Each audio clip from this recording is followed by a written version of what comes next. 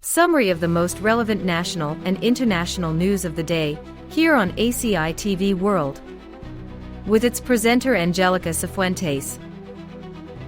Shell Canada exits oil sands sector and increases stake in Scotford Upgrader and Quest coal plant. In 2017, Shell sold a significant portion of its Canadian oil sands assets. Recently, the company agreed to exchange its remaining 10% stake in the Albion mines for an additional 10% stake in the Scotford Upgrader and the Quest CCS plant, bringing its stake in these facilities to 20%. With this transaction, Shell completes its exit from oil sands mining operations. Bank of Canada cuts interest rate ahead of U.S. tariff deadline. On January 29, 2025, the Bank of Canada cut its interest rate by 25 basis points to 3%. This decision, the sixth consecutive reduction, is due to a weak economy and inflation around 2%. In addition, the central bank warned that the 25% tariffs that the United States plans to impose on Canadian imports could cause significant economic damage. In response, the Canadian dollar weakened against the US dollar, reaching levels close to 1.44.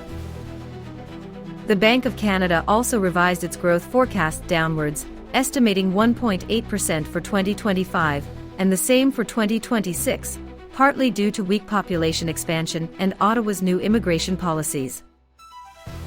The NDP will support whatever works to mitigate the tariff effect, says Singh. New Democratic Party, NDP, leader Jagmeet Singh, has said his party is ready to support any effective measures to mitigate the effects of the imposed tariffs.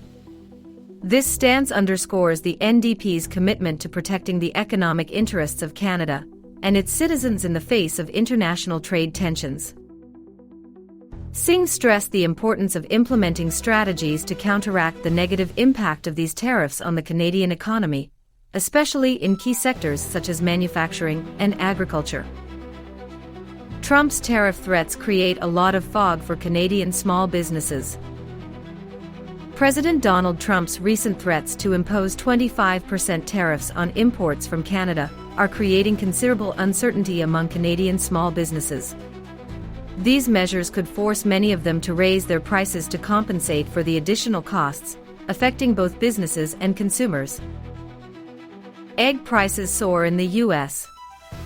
What's keeping Canadian prices stable? While egg prices in the United States have seen significant increases due to factors such as avian flu and inflation, prices in Canada have remained more stable. This stability is largely due to the supply management system implemented in the country. Canada's supply management system regulates the production and pricing of agricultural products such as eggs, milk, and chicken. This approach seeks to protect the domestic market and ensure that consumers have access to a consistent supply of products at stable prices.